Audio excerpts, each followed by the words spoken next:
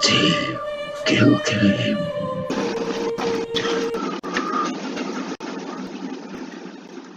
What's good, duelist? Johnny Cruz here coming at you with a deck discussion or archetype discussion on probably the most hated archetype in the game, that is psy-frames. But for me, I feel like this is probably the best hard counter to practically every deck in the format right now. If you're not including two Dracos, because this deck does have a mad matchup with two Dracos. And this is actually the hard counter, in my personal opinion, this is the hard counter to the upcoming Spiral deck that will be at full power once Circuit Break drops in the next couple weeks. And why am I saying that this deck is a hard counter to Spirals? Because this deck is literally a hand trap. Every single card in this deck minus 2 monsters, maybe 3 if you count the card D for draw power. If you're looking at just the archetype as a whole, as psy-frames, only 2 of the monsters in the deck don't count as hand traps. Well, one of them, maybe the psy-frame driver. The multi-flitter does count as a hand trap, but every card in this deck is considered a hand trap, and it is designed to punish your opponent for playing Yu-Gi-Oh! Whenever your opponent makes an action such as activating a spell, trap, monster effect, summoning a monster, or attacking with one of the monsters, you can activate the corresponding psy-frame tuner or hand trap to stop that play that you're about to make. So, for example, like your opponent goes and summons the normal summons into the quick fix, right? That's pretty much the standard. It's quick fix, and then you go into the machine duplication to make the double quick fix to go for the quick fix. They make the quick fix loop in spirals.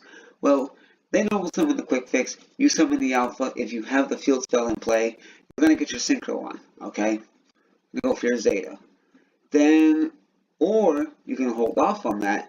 Wait till they activate machine duplication, and if you have the psy-frame or delta in your hand, you can just use the delta, reveal it to stop the machine duplication, which stops the entire combo dead in its tracks for the plus 12 machine quick fix loop, and you get yourself a psy-frame Lord Omega in the process. So, like I said, this deck is pretty much a hard counter to a lot of decks in the format right now. This also stops Pendulum Magicians because most of their cards are special. Most of their monsters Pendulum Summon, which counts as special summoning. Meaning you can summon Yalfa off that.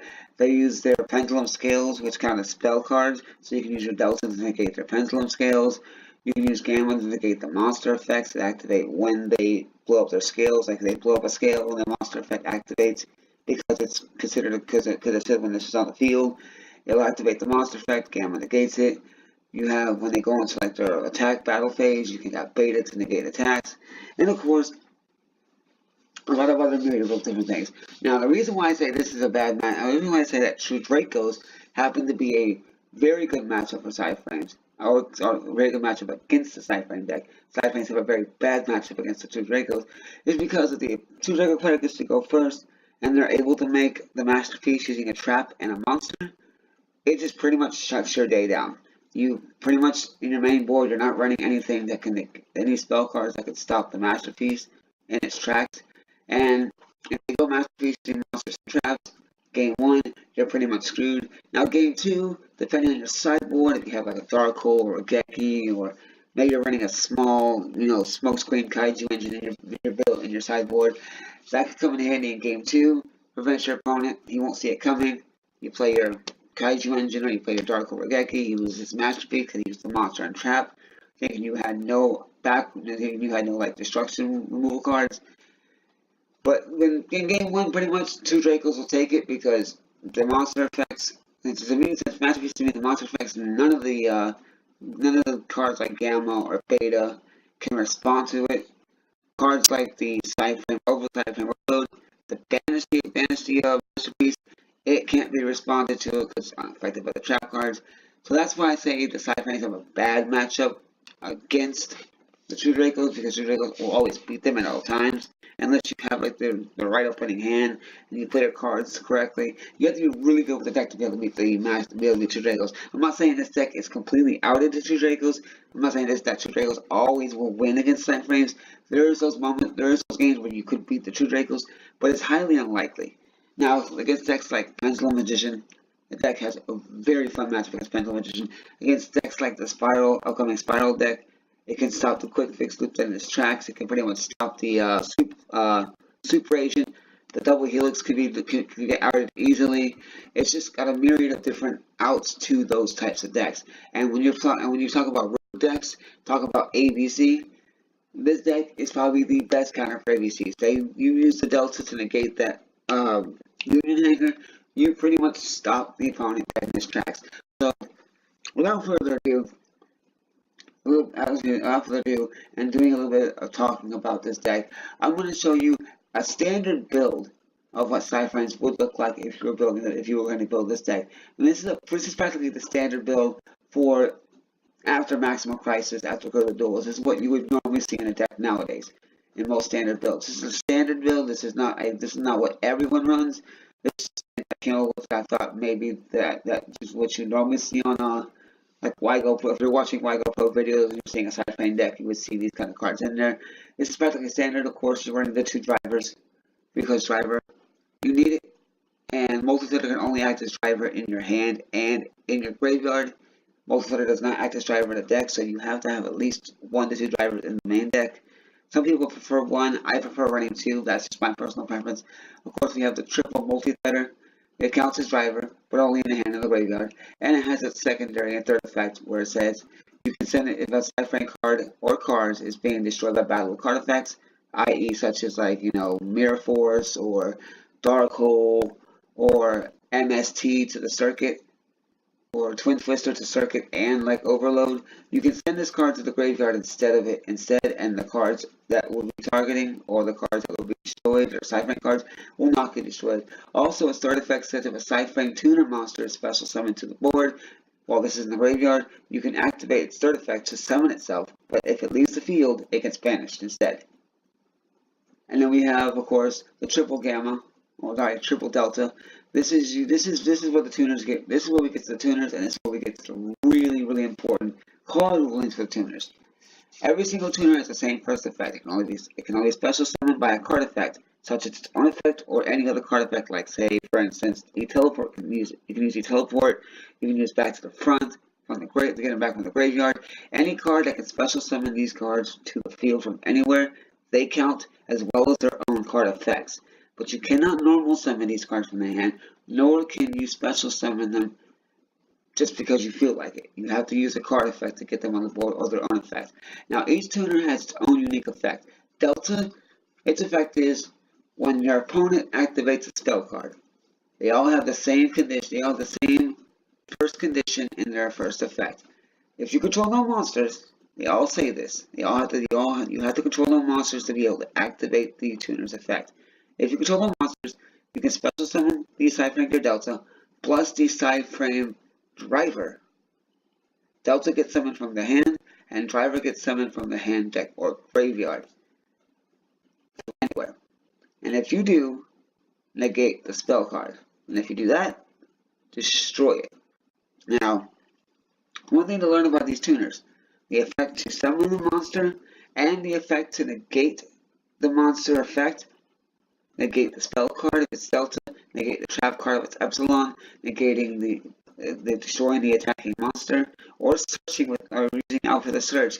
They all happen at the same time. And then after that is resolved, there is a pause in between the effects before the destruction. With say like Gamma, Delta, and Epsilon, all 3 of those destroy. That doesn't take place until after a pause happens within the card effect, as I'll show you right here. You'll see if you do negate the activation, and if you do that, destroy that spell card. So the negation of the spell card and the summon of the 2 monsters happen at the same time, but the destruction of the card happens in at a separate time, which gives a pause, which allows the opponent the chance to respond to the successful summon, such as like activating a torrential tribute to destroy all the monsters on the board, activating bottom's trap hole to banish the tuner. Now keep in mind, even if they do activate a card like torrential tribute or bottom's trap hole or something to get rid of the monster off the board after it was successfully summoned, your effect still resolves. You will still destroy the said spell card. The same goes for the psy-frame Gamma. This one here negates the activation of a monster effect that was activated by the opponent, and then after the pause is over, it will then destroy the monster which gives the opponent a chance to activate a card like such as Torrential Tribute, Bottomless Trapple to destroy the monster, but to destroy the tuner. But again, the effect will still resolve. Same with the beta. The beta, on the other hand, is a trigger effect, not a quick effect. The delta, epsilon, and gamma are quick effects. This is a trigger effect. When the opponent declares an attack, you can summon this card and the driver from the hand and the driver from the hand, deck, or graveyard. And if you do summon both of these cards, both together simultaneously successfully, you destroy the attacking monster. Then it pauses so the opponent has a chance to respond with like a Torrential Tribute and Bottomless Trapple again. And then afterwards he will then end the battle phase. So this card acts, you can see, if I can get it over here. This card acts as a, say, Sakuretsu Armor / Battle Fader. It pretty much destroys the attacking monster and ends the battle phase. So it's kind of a combination of both Battle Fader with the Sakuretsu Armor, all in one card effect. This one is also a trigger effect. When the opponent normal summons or special summons a monster, you can special summon the psy-frame gear alpha from the hand and the driver from the hand, deck, or graveyard, as long as you control the monsters. They all say you have to control the monsters, and then when you do summon them, it's a simultaneously special summon of both the tuner and the driver. So keep that in mind. And also, once this is successfully summoned, he is the only psy-frame gear to have two conditions within this effect. One is to summon the card plus the driver. Second is to search any psy-frame card except for himself. So you can search for any psy-frame card you want, excluding the alpha.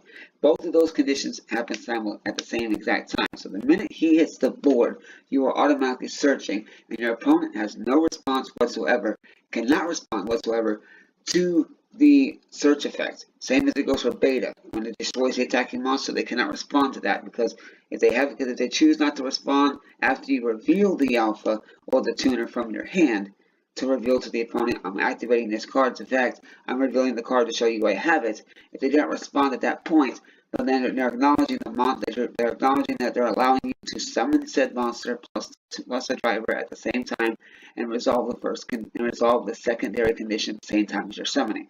Meaning that the third condition will be there's a pause in between, but since alpha does not have a third condition, such as destroying the summoned monster or whatever, it just searches. There is no third condition, so as soon as the search effect is done, the opponent can immediately respond with Torrential Tribute, Bottomless Trapple, whatever, and there's nothing that happens after that point. So once the Bottomless Trapple or Torrential Tribute or the card that he activates in response to the successful summon is resolved, nothing else will happen. But that's all the tuner. That's the lineup of the tuners. That's pretty much all the monsters you're running for the psy-frame engine. Moving on to extra monsters that you could add to the deck. Further extend the plays, further extend the stun, further extend the stall, further extend the salt, as some players will call it, to the deck. We have 2 copies of Ash Blossom and Joy Spring. This card is very self-explanatory. Everyone knows what this card does now. This card's been out for a couple months now. We all should know how this card works and how much we hate this card. We love to play the card. We love being able to drop an Ash Blossom on our opponent, but we hate when our opponent drops an Ash Blossom on us. And then, of course, 2 copies of Ghost Ogre. You could run 3 Ash, 3 Ghost Ogre, your preference. I prefer, if I was going to run these cards, I would prefer to run 2 of each, because you already have the other hand traps that help. This is just to help further extend the hand trap lineup, so you can further keep your opponent from playing Yu-Gi-Oh!, such as negating a surge, or destroying a field spell, or continuous spell or continuous trap card with Ghost Ogre or a monster effect. So that way you're not wasting your gamuts. If you don't have the field spell, you also have the Ghost Ogre. It'll still resolve the effect when Ghost Ogre destroys it, but at least gets the monster off the board, and you can save your gamuts for when you do get the field spell. And of course, one of the most important cards, in my personal opinion, you don't have to run this, but I think this is the most important card in the lineup that is not a psy-frame card, and it is the card D. The reason why I suggest you run this at 2 to 3 copies is because this doesn't mess up your deck. This is actually a +1 in your main deck. Because since you're summoning the tuners, since you're using the tuners on your opponent's turn anyway, this is pretty much a reactive deck if you haven't noticed. These cards activate in response to your opponent's plays, so you're basically summoning the tuners during your opponent's turn. You make no special summoning. There is no special summoning on your turn pretty much. Your turn consists of maybe normal summoning the card D, if you have it, then tribute it to draw 2 cards and end your turn. And that's fine. But at the same time, you can also set up your board, do whatever you want to do to set up without summoning any monsters. And as long as you don't summon, you can activate the circuit, say set demise the land, whatever you're playing, you can set your board up with your spells and traps, and then just activate this card when you summon it, and then draw 2 cards, and then go straight to your opponent's turn, and then misdirect their day. And of course, then moving on to the spell lineup, this is probably the most important spell card in the deck, the psy-frames circuit. This is by far one of the most broken field spells I've ever seen in the game. It states if a psy-frame monster or monster is a special summon to your side of the field, except during the damage step, you can immediately, after this effect resolves, synchro summon one synchro monster using only psy-frame monsters you control. That's the first effect. So what does that mean? When a psy-frame monster is summoned, 1 or 2 monsters is summoned, if you have the requirements for if you meet the activation requirements, which would be A, summoning a psy-frame monster to the board, and B, having the correct monsters to make a synchro summon, this card will trigger. And when this card triggers, it starts a brand new chain link as chain link 1. So this would be the chain link 1 card in the new chain. Then your opponent has a chance to respond to circuit. But as soon as those cards hit the board, this will trigger itself. It will not be considered part of the current chain, and will not trigger completely as an activation until after all the other chains are resolved. Then this will chain and your opponent has a response to it. But this allows you to synchro summon during the opponent's turn, which is insane. The fact that you can drop an Omega, a Zeta, hell, the fact that your opponent gets, like for example, your opponent special summons a monster, you have this card on the field, and you summon the Alpha plus the driver, use this to synchro summon into a Black Rose Dragon and blow their board up, and just prevent them from doing anything at that point. You just basically board wipe them on their own turn. That's kind of salty. I gotta admit that's kind of salty. I've had it done to me when I played the mirror match, and I can see why people don't like this deck. But this is a very powerful deck, very powerful deck. So this is probably the best spell card to play in the deck. You must run this at 3 always. And then for most players who think for most decks, when you think field spell, you're thinking, well, what's the best way to search the field spell? Of course, terraforming. Terraforming is the #1 spell card used to search field spells. Of course, you have the new stuff like, say, for instance, set rotation that does that. You have pseudo space where you can send a spell card, the field spell from the deck to the graveyard, and then pseudo space becomes a copy of it. But in psy-frames, there's only one card that is probably the best card to play at 2 or 3 copies of in the deck, and that is Demise of the Land. Activate this card when your opponent special summons a monster. Select one field spell card from your deck and activate it. So what makes this card so amazing is, say for example, as an example, your opponent special summons a monster. You then activate Alpha and reveal it to your opponent to indicate you're going to activate the effect. No matter whether your opponent has a response to Alpha or they don't have a response to Alpha, when the opponent declares whether he has a response and resolves his response and everything's resolved, or he doesn't have a response, you can chain Demise of the Land to the Alpha, which then will allow you to search your field spell from the deck, activate it to the field immediately, and then, after its activation, the Alpha will resolve by summoning itself in the driver, and since the field spell is now already active on the board before the Alpha hit the field, you're able to synchro summon. So this allows you to get to your field spell really fast and activate it at the same time before any of your tuners ever hit the board. So you can activate any of your tuners from your hand that are required, and as long as there's a monster being special summoned and you can activate the tuner in response to it, you can chain your Demise of the Land, get your field spell, and guarantee your synchro. So this is a very good card to use as a search for your field spell. A lot of players prefer terraforming to play in their main deck. I prefer this when it comes to psy-frames. Moving on to one of the next staple spell cards that a lot of players who play psy-frames, they'll tell you it's a must-have at 3, that is Psychic Field Zone. One thing that this deck does lack is the fact that this deck will banish a lot. You will wind up summoning a tuner and a driver most of the time, and then at the end phase of the turn, you'll wind up seeing both of those cards get banished. Well, fear not. If you lose your driver and you lose that tuner to the banish zone because your opponent decided not to get rid of them on the board and just said, okay, I'll let you keep them, and at the end phase they'll get banished, you have this beautiful card right here called Psychic Field Zone. Select 2 of your remove from play monsters, 1 Psychic type tuner and 1 Psychic type non-tuner monster. Return them to the graveyard, and special summon 1 Psychic type synchro monster from your extra deck in face-up defense position, whose level equals the total levels of the returned monsters. The great thing about this card is you can get your Omega, you can get your Zeta, you can get your Thought Ruler Archfiend, and you can go into 2 of the other extra deck monsters that I prefer using in the extra deck. That is Hyper Psychic Blaster and Overmind Archfiend. And I'll get to those in a second. But this is a staple. If you're going to play psy-frames, you want to play this at 2 or 3. Next on the list, gotta have draw power. And what better draw power for spells than to use the one card that really salts the opponent. It really makes the opponent feel so upsetting. That is probably duality. The reason why I say this card is very salty to the opponent is because not only do you get to add a card from your deck to your hand, you get to reveal the top 3 cards. So now your opponent gets the knowledge of what you are adding to your hand. So say for example your opponent's playing, say for example your opponent decides that he's going to have a monster effect he wants to activate during his turn. Well, you use power duality during your turn, and you top deck out of the 3 cards you have a psy-frame or Gamma. You decide to add that Gamma to your hand. Now your opponent knows you have Gamma in your hand. He's going to have to play very cautiously when it comes to playing Yu-Gi-Oh! Because he doesn't want his monster to get Gamma, and doesn't want you to be able to potentially get a psy-frame Lord Omega on the board. Because the opponent's main objective against psy-frames is to keep you from getting to your synchros. Because the faster you get to your synchros, and this deck can get to the synchros pretty quickly, and doesn't really need link monsters to do so, the faster they can beat you. So that is definitely a must-have in the spell lineup for draw power, and it's probably the only draw power spell card you would want to run. You can run Power Desires if you want to, but I prefer not to. It's personal preference. Next, I run an oddball card called Constellar Belt.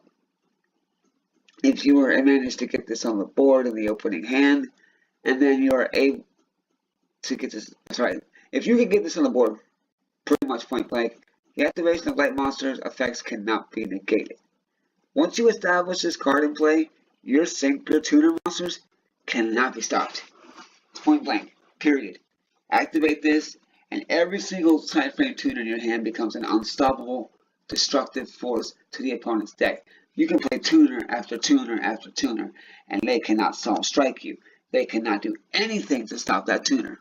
Nothing works against the tuners once this card hits the board. So, personal preference, if you want to run this card, you can. You don't have to. I personally run 2 copies. I think it's amazing. It makes the deck so much more faster, so much more better, and easier to beat the opponent down with. Moving on to traps, with the trap lineup of this deck, we have psy-frame Overlord.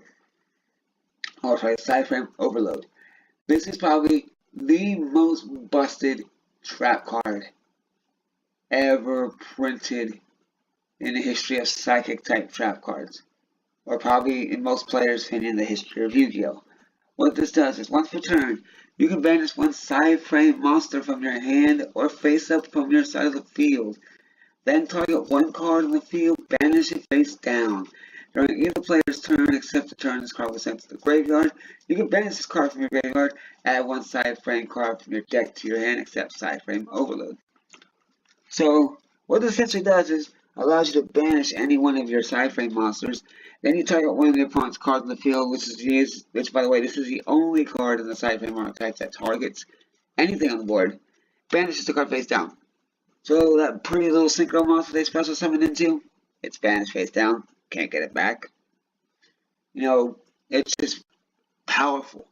Probably the most powerful trap card ever printed by Konami, in some of the players' opinions. In my personal opinion, it's powerful, but it's probably not the most broken trap card ever made. Moving on to what I consider the generic lineup for trap cards, we have our Battle Trap, Johnny Mirror Force. This deck abuses the living hell out of this card. You set this back row with no monsters in play. If they decide to do a direct attack to your life points, you can activate this little buddy right here, reveal it from the hand, and if they have no response, or they do have a response, doesn't matter. Either way, when everything's said and done, you can activate this in response to that beta. If they have no response, change this to beta.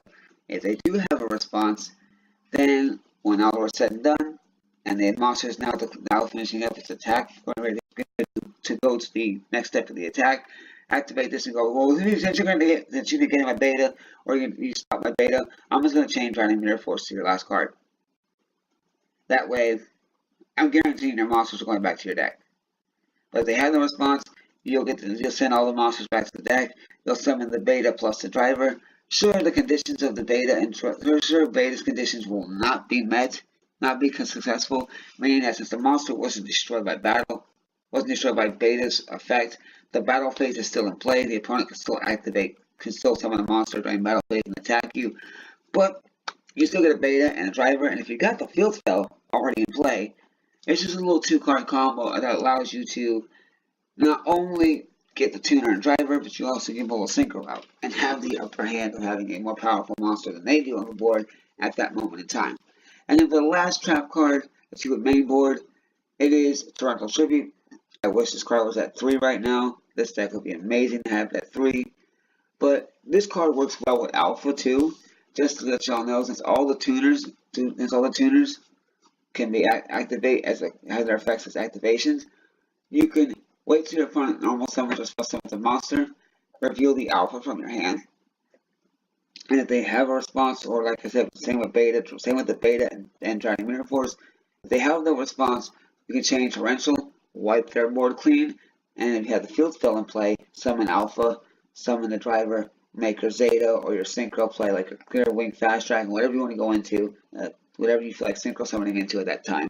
But you chain this to alpha, or if they do have a response, you chain to the alpha, you chain to their card by activating Torrential Tribute. As long as it's not a spell speed 3, you're perfectly fine, but most likely you'll have to wait until the spell speed 3 resolves, and then the alpha resolves, and then you still can't do it. But so as long as they don't respond, you can train Torrential Tribute, blow their board up, get your free synchro, and then call it a day. Well, that is it for the main deck, or a standard psy-frame main deck. Moving on to the synchro lineup. This deck is pure synchro. You don't run any exceeds. This deck does not need link monsters. So before you start asking, well, where's the link monsters? You can't turbo out your synchros without links. You need to have extra monsters on to do that with. Well, this deck doesn't need that. This is probably one of the few decks in Yu-Gi-Oh! That can spam out synchro monsters without the use of a link monster. And moving into the first extra deck monster, which is probably one of the most staple extra deck monsters outside of their own synchros, would be the Ancient Fairy Dragon. Once per turn, you can special summon one level 4 lower monster from your hand. You can now connect your battle phase the turn you activate its effect. Once per turn, you can destroy as many field spell cards in the field as possible, and if you do, gain 1,000 life points. Then you can add one field spell from your deck to your hand. So the first effect is crucial. It's really good for this deck because you can use the tuners from your hand, and you can special summon any of your tuners. Like for example, you got the Ancient Fairy Dragon, which is level 7. You then use the one of your 1-star tuners, and you can synchro on up into a Crystal Wing. This is one of the cards. This is the card that you use to get into your Crystal Wing. If you're wondering how am I summoning Crystal Wing from my extra deck if I can't get the tuners on the board while I have a monster in play, this is what you use to do so. You use the Ancient Fairy Dragon. Next up in the single lineup, we have our Black Rose Dragon. This is probably the saltiest of all the cards in the extra deck, next to psy-frame Lord Omega, because during the opponent's turn, like I said, you can special summon a tuner and driver. You're mainly special summoning during the opponent's turn, and when you do, if you get a 1-star tuner and a driver, you can make a Black Rose Dragon and board wipe them on the opponent, and board wipe your opponent during his turn, which really upsets him. And that's why this card is a must at 1, especially in psy-frames. Moving on to the next set of cards, we have doubled psy-frame Zeta. You could run this at 3 if you want, your personal preference. I prefer running this at 2. All this really does is banish itself. What this does is it allows itself to banish itself off the board. So your opponent special summons a monster in attack position. You can make the Zeta, target the special summon attack position monster, and banish it. So then open up your field. This is how you get the spamming of the synchro monsters. By being able to make a Zeta or like an Omega, you can constantly banish the synchros to open up your extra monster zone to continuously make more synchros, which I think is really, really great. And of course, the opponent's monster has to be in face-up attack position, and it has to be special summoned in order for Zeta to work. So that's the only downside to Zeta. Next, I run one cup. Next, you run, or I run it, but you can also run it yourself, personal preference. Clear Wing Fast Dragon. This card just came out in the Shonen Jump Volume 2 Yu-Gi-Oh! Archetype manga. If you get Volume 2 of the manga, brand new factory sealed, you'll get this card. This card is amazing. During either player's turn, you can target one face-up monster your opponent controls that was special summoned from the extra deck. Crucial. A lot of the decks in this format will be special summoned from the extra deck, such as like Spiral with their double helix. And I don't know. There's a Time Star Magician for Pendulum Magicians. There's Sark from the extra deck. Stuff like that. So at the end of this turn, the attack becomes 0. Also, it has its effects negated. You can only use this effect of clearing Fast Dragon once per turn. If this card in the monster zone is destroyed by battle or card effects, you can place this card in your pendulum zone as a pendulum card. Now, its secondary effect, which means it gets destroyed, you put it in the pendulum zone. That's great in the pendulum zone, but its pendulum effect is useless in this deck. You're mainly summoning this card just so you can get the ability to reduce the opponent's monster that was special in the extra deck, its attack to 0, and negate the effects. So it's like one of those synchros, like where most synchro decks run Clear Wing. I would rather run this. I could run regular Clear Wing Synchro Dragon, but this is a little bit better in my personal opinion. So it's personal preference. You want to run Clear Wing or Clear Wing Fast Dragon. Next, one copy of Yazi. Back when Metal Foe Yang Zing was running around and was the best deck in the format, shoutouts to Billy Break for topping at Bokum with that deck. You ran this guy in your extra deck because of that freaking Kirin. Unicorn Kirin was a beast of a card to get off the board, and this card can be targeted by opponent's card effects, meaning that if your opponent was to play that Metal Foe's deck, and he went off and activated Kirin's effect and bounced one of his pendulum monsters except for Kirin back to his hand, he would then target the Yazi, and Yazi would laugh at him and go, "Sorry bro, can't target me. Now I'm going to do 2600 points of damage to you, Mr. Kirin, and you cannot activate your effect to bounce yourself back." So then the Kirin goes to the extra deck. So that was pretty much why he ran Yazi, was for cards that targeted. Yazi can't be targeted by card effects, and another reason why you run this card is once you summon this thing, it can target itself for its first effect to destroy a Yang Zing monster, which includes itself, and then target a monster your opponent controls or a card your opponent controls and destroy it. Well, if they have a problematic card on the board that you want to get rid of, Yazi is the answer. Next, we run one Stardust Dragon. This is a standard in psy-frames. Reason being is because an opponent activates a card to destroy a card, such as like, say you don't have multi-threader in your hand, and you have a Stardust on board, and he goes Dark Hole or a Geki or some kind of destruction spell that Stardust can trigger to. You attribute the Stardust to the graveyard, and then it opens your board up. It's pretty much what it's for. It's a 25 beat stick that can contribute itself to the graveyard to negate the destruction of the effect of a destruction card, and then open the board up for more synchro plays with your tuners. Thought World Archfiend, it's a 27 beat stick. It's only here because if this card destroys a monster by battle and sends it to the graveyard, you gain life points equal to that monster's original attack in the graveyard. Since you are prone to losing life points because sometimes this deck can break and you wind up start losing life points fast, it's good to have like 1 or 2 monsters in your extra deck or cards that can get you your life points back so you're not totally at a loss. And this is just basically used so you can destroy the opponent's monster, gain some life points, keep yourself in the game, and just keep going.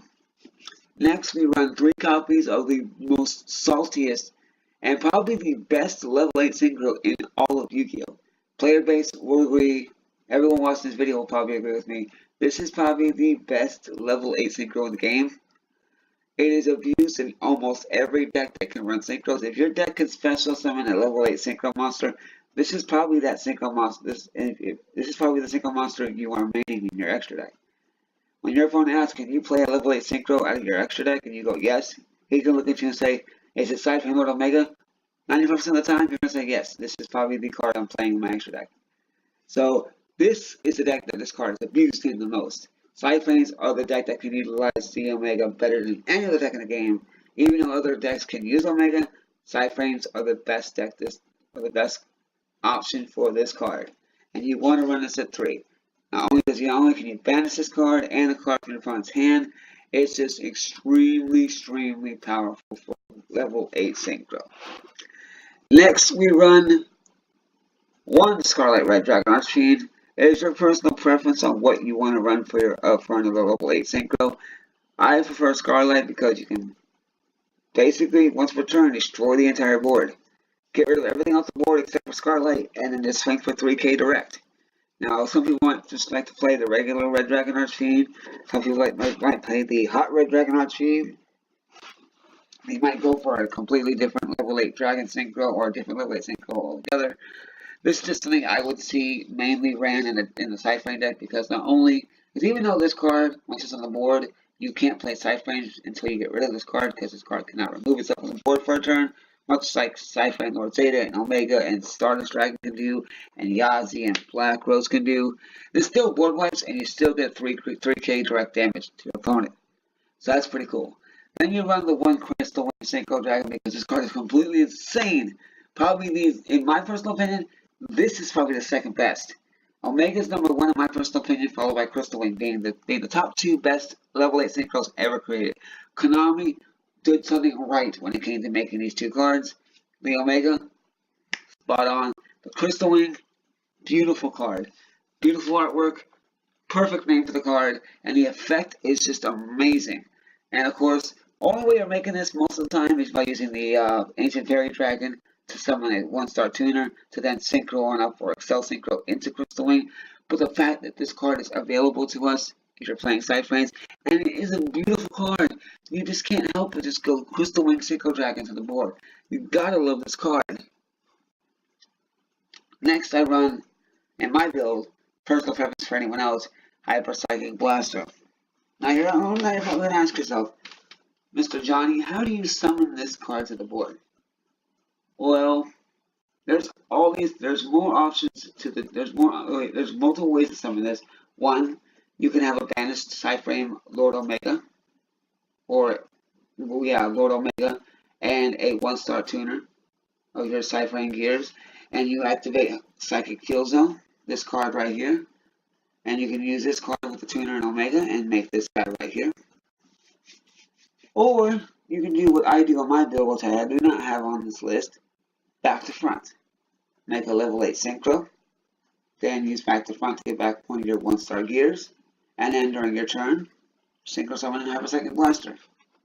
So this is actually a pretty powerful level 9 synchro. If it attacks a defensive monster, it does piercing battle damage. But not only does it do piercing battle damage, the damage that is dealt to the opponent through battle damage, the damage the opponent would take, you gain that in life points, provided the monster gets destroyed. So if you attack a defensive position monster and destroy it, they take piercing battle damage, and you gain that difference in life points, which is pretty badass. And then last but not least, the hardest synchro to summon in the deck, Overmind Archfiend. Now I'm pretty sure you're wondering, how are you making this card? 1 Psychic type tuner plus 2 or more non-tuner Psychic type monsters. Well, that's pretty simple. This card right here. This is the only way you're getting the Overmind Archfiend to the board. You have to use a level 8 Psychic type synchro or level 8 Psychic type monster in general. And in this particular deck, you're going to use the Omega and a 1-star tuner. It's the only way to get this card out. You have to use the Field Zone using an Omega and a 1-star tuner, or a Zeta with a 2-star tuner to summon the Overmind Archfiend. And you're probably asking yourself, well, what does this do? Now, in the previous format before links and the master rules were in place, you could make the Overmind Archfiend, and if you had say a psy-frame gear driver or psy-frame driver out in the banish zone, you can take a tuner from your hand and banish it. And if you have another Psychic Field Zone, you just activate the Psychic Field Zone and get your next Psychic type synchro to the board. So it helps you to spam out an extra synchro monster as a Psychic type synchro monster, and that's pretty cool. But in the current link format, most likely you're just going to summon this to the board if you need to at late game, and then just swing for 33. and just take the game that way. You're not really using it to banish the tuners, because banishing the tuners along with the driver banish isn't going to do anything if this is the only card in the field, because you need to have multiple extra monster zones to get more monsters out. So its effect is really useless. It's mainly in there so late game comes, if you have the ability to make this on the board, make this card and take the game. Anyway, I'm done ranting about psy-frames. Hope you guys enjoyed this video. This is my personal discussion on why I think psy-frames are a great deck and why psy-frames are probably a hard counter in the current meta. But if you enjoyed this video, smash that like button, hit the subscribe button for more Yu-Gi-Oh content coming soon. And as always, I am Johnny Akusa. This is the most saltiest Yu-Gi-Oh deck in the history of Yu-Gi-Oh! The most saltiest deck that the people in the entire community think is salty. This is psy-frames. I am Johnny Akusa, and I am out. Peace.